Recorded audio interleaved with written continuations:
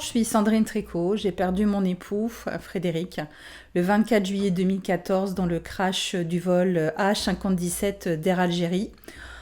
En partance de Ouagadougou, il devait rallier Alger. Donc l'avion s'est crashé au Mali, dans une zone de guerre. J'ai appris l'accident sur mon lieu de travail, en passant devant un écran de télévision. Et la première chose, c'est que je me suis dit, tiens, encore un accident d'avion. C'est le troisième depuis un mois. Je me suis dit, oh, les pauvres gens. Et je me suis arrêtée net, en me disant, mais en fait, c'est l'avion de Frédéric, là, qui vient de disparaître. Je suis restée assez, on va dire, tétanisée dans un premier temps. Et puis très rapidement, je suis rentrée à mon domicile et j'ai rejoint l'épouse de l'ami qui était dans l'avion avec Frédéric en attente des informations. Donc on a passé toute l'après-midi à attendre un petit peu des nouvelles. Et puis après, on est rentré chacune chez soi sans vraiment de certitude. J'ai passé une bonne partie de la nuit à appeler le numéro de la cellule de crise pour avoir des informations, pour être sûre qu'il était bien dans l'avion, parce que même si intellectuellement on n'a pas trop de doute sur le fait que il était dans cet avion, tant qu'on n'a pas confirmation, forcément l'espoir est là. J'ai appelé une fois, deux fois, trois fois, et puis finalement, las de mes appels, ils ont fini par me dire qu'effectivement, il faisait bien partie de cette liste de passagers. Il devait être 5h30 du matin. Voilà. C'est comme ça que j'ai appris sa mort et la confirmation de sa mort. Très rapidement, 2 jours après, on a été rassemblés. Le président François Hollande a souhaité rencontrer les familles et je me rappelle assez bien cette réunion qui était un peu surnaturelle parce que là, seulement 2 jours après le crash, on nous a expliqué qu'il y avait un problème de météo, que les conditions étaient mauvaises, que c'est certainement en lien avec la météo que l'accident était intervenu. Ce même jour, le président Hollande nous a fait la promesse de nous emmener sur le lieu du crash. Et derrière, très rapidement, la FENVAC était présente à cette réunion et je me rappelle avoir une présentation et tout de suite, je me suis dit, là, il faut que je m'engage parce que dans ces moments-là, quand vous ne maîtrisez rien, la seule chose que vous pouvez maîtriser, c'est la manière dont vous allez finalement être acteur dans tout ce marasme et tout ce drame. Donc on s'est retrouvés on va dire 15 jours, 3 semaines après cette réunion dans les locaux de la FENVAC. On était une petite dizaine de familles de victimes. Et donc on a créé l'association AH-5017.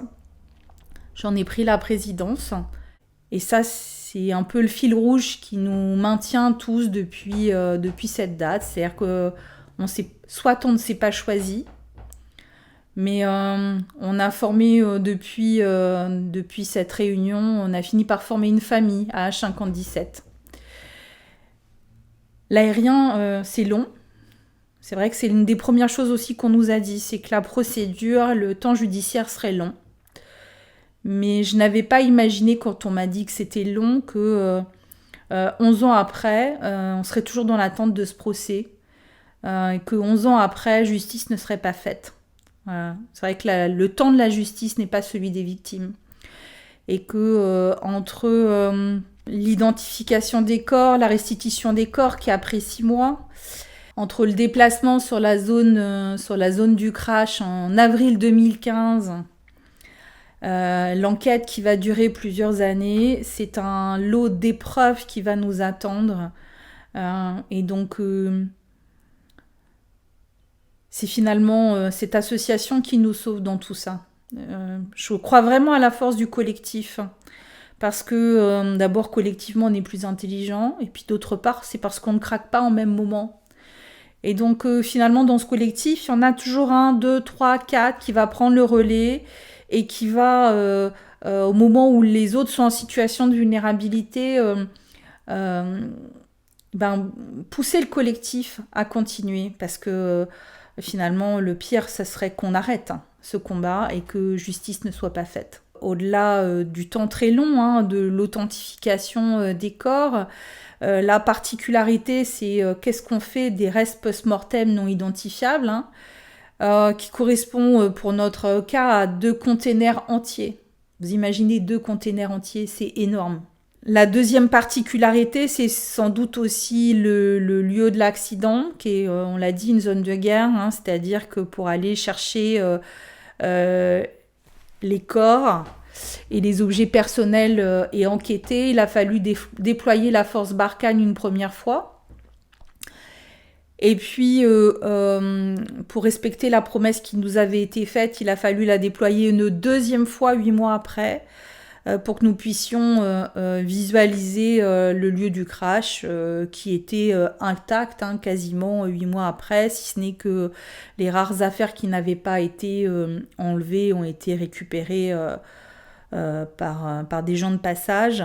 Mais on voyait encore des morceaux de carlingue. Voilà, on a tous récupéré d'ailleurs un petit morceau de... Pas tous, en tout cas, tous ceux qui le souhaitaient ont récupéré un petit morceau de cet appareil réduit en miettes.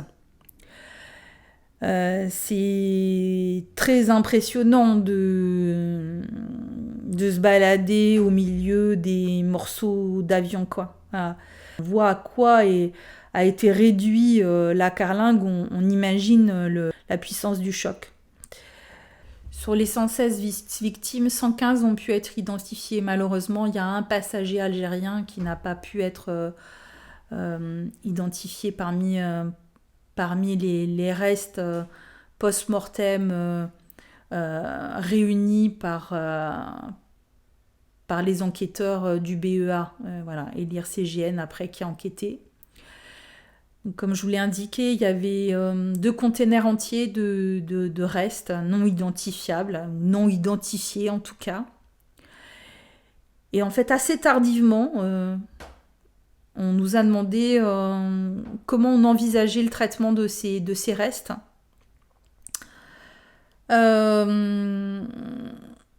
Ce qui était assez violent, puisque en fait, dans le même temps, on nous a appris qu'ils étaient conservés dans des containers réfrigérés, que sur la base militaire de Gao, que c'est sur cette même base militaire qu'on avait atterri pour aller sur la zone du crash, c'est-à-dire qu'on avait fait Ouaga, Gao en avion militaire et après Gao, la zone du crash en hélicoptère militaire, et qu'on est passé juste à côté de ces containers et qu'à aucun moment personne n'a pensé à nous dire il y a les vôtres là qui sont à côté. Voilà. Et ça, se dire qu'on était à côté d'eux, que personne s'est dit qu'à un moment donné, ça pouvait être important pour nous de se recueillir, voilà. Ça a été extrêmement douloureux et difficile. Et la question de que fait-on de ces restes a été évoquée, et donc finalement de manière assez unanime, que ce soit l'association, après un bref sondage, auprès de nos membres, que ce soit l'association française, burkinabé ou la communauté libanaise qui avait aussi perdu un lourd tribut dans ce crash. Tout le monde a souhaité que ces restes soient enterrés sous la stèle qui était en construction à Ouaga. Donc on était vraiment serein sur cette idée parce qu'on était vraiment unanime. Il n'y avait pas finalement pas de débat entre nous alors qu'on était sur des continents différents, on venait de cultures différentes, de religions différentes, voilà. Mais qu'il y avait cette unanimité sur notre souhait. Et en titre de la présidence, j'avais un lien très étroit avec les coordonnateurs qui avaient été nommés dans le cadre de ce crash.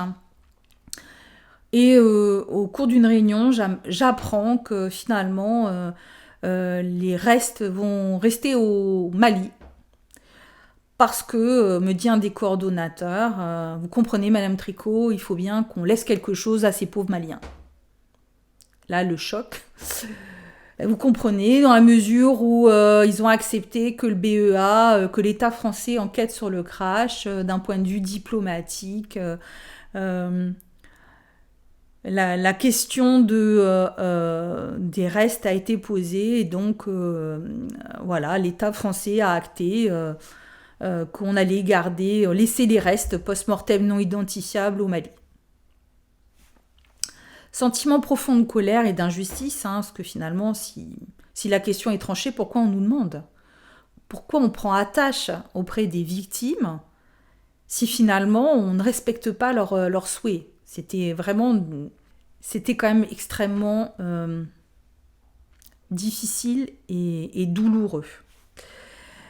On a du mal à comprendre que la géopolitique passe au devant de souhaits exprimés par des familles dans un moment aussi difficile et sur une question qui est quand même hautement sensible. Donc effectivement, aujourd'hui, les restes post-mortem non identifiables sont bien au cimetière de Bamako. Voilà, contre l'avis général des associations et des membres qui se sont exprimés. Ce qui est difficile parce que finalement, soit sur l'ensemble des familles, il y a bien une famille qui vit aujourd'hui au Mali, mais la plupart soit vivent en France, soit vivent au Burkina, et ça veut dire que au vu du contexte géopolitique actuel, il n'y a personne qui peut aller se recueillir, il n'y a personne qui peut entretenir la tombe. Donc voilà, je trouve que c'est pas propice au recueillement, c'est pas propice. Voilà, je sais qu'à titre personnel, je vois pas dans quel délai raisonnable je pourrais, me rendre sur le lieu du crash ou au Mali, voilà, sur cette tombe. D'un point de vue très personnel, reprendre une activité professionnelle a été très difficile. Le psychotrauma a vraiment impacté ma gestion des émotions. Et donc j'avais une telle fluctuation de mes émotions, j'avais plus de filtre que reprendre une activité au sein d'un hôpital. Je suis cadre de santé, donc je manageais des équipes, ça m'était juste pas possible. Donc très longtemps, j'ai pris du temps pour me reconstruire, prendre soin de moi, pour de nouveau pouvoir être en capacité de prendre soin des autres. En termes de commémoration, donc la question d'un endroit de recueillement en France s'est très rapidement posée également, puisque le sujet d'une stèle avait été travaillé et clôturé au Burkina, puisqu'il y a un très beau lieu de recueillement au Burkina qui a été donc financé par les assureurs.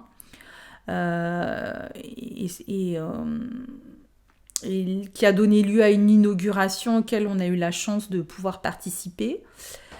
Un très bel endroit, donc avec une grande colombe, avec un livre sur lequel on retrouve tout le nom des victimes. Et dans ce parc, parce que c'est au milieu d'un parc en plein milieu de Ouagadougou, il y a également un arbre pour chaque victime qui a été planté. Donc c'est un très beau lieu de recueillement. Aujourd'hui, et déjà à cette période-là, la situation géopolitique aussi commençait à se tendre et pouvoir aller au Burkina, là aujourd'hui c'est pas impossible, mais en tout cas c'est pas du tout recommandé.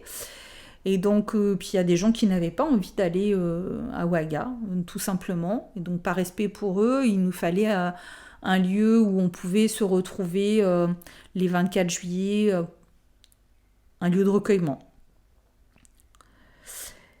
Et là, se pose aussi la question du sentiment finalement d'inéquité entre les associations de victimes.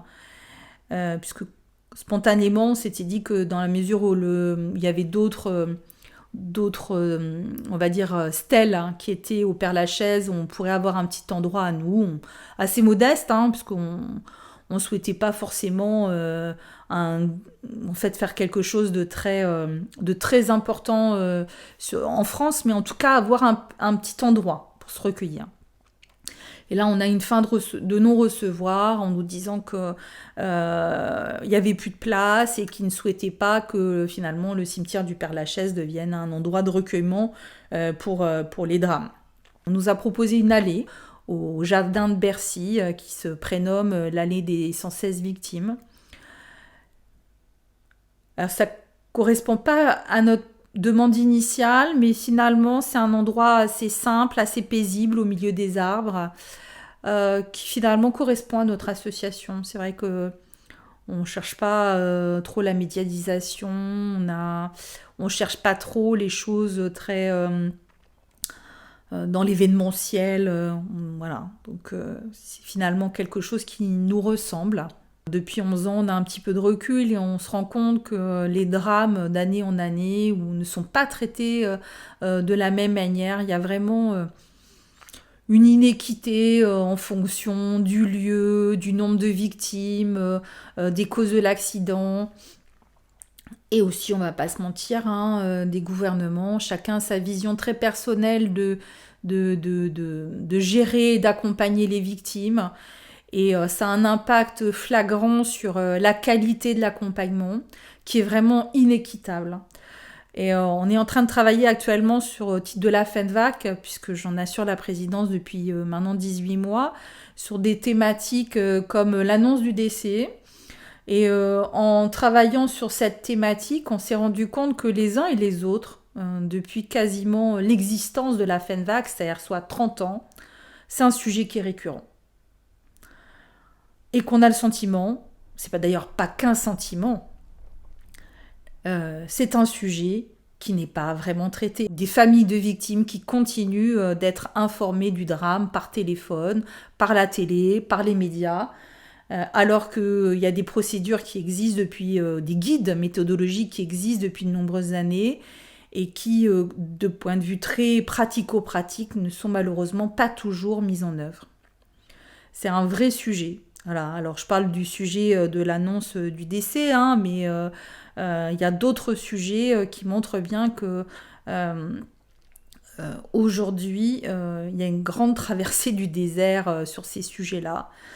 Malgré des annonces qui sont faites, il y a une récurrence sur les problématiques. Donc le 24 juillet, ça fera 11 ans que le crash est intervenu et que nous avons perdu les nôtres.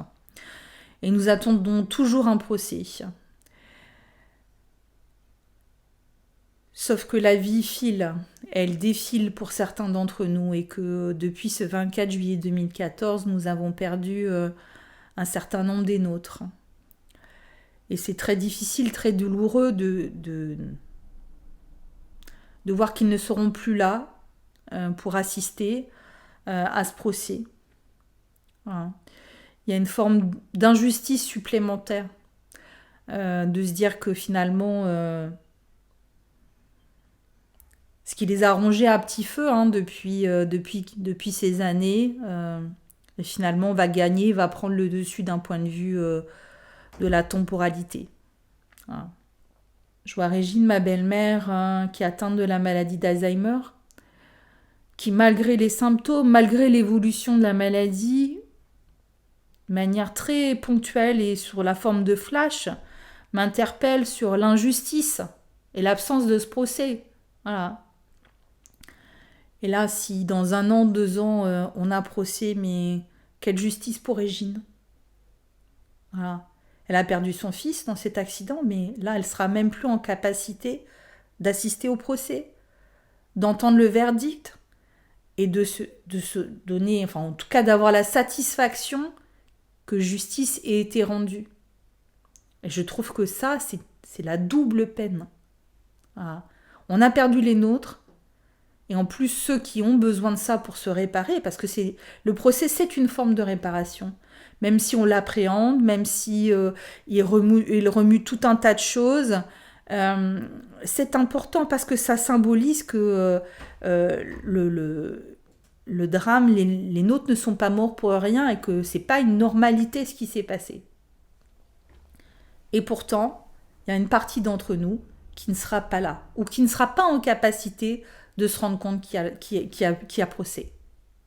Au sein d'H57, le collectif est très fort, c'est-à-dire qu'on avait fait le choix d'entrer, de travailler en collectif, c'est-à-dire même si effectivement il y a un bureau, les décisions sont prises en commun, il y a des groupes de travail depuis toujours.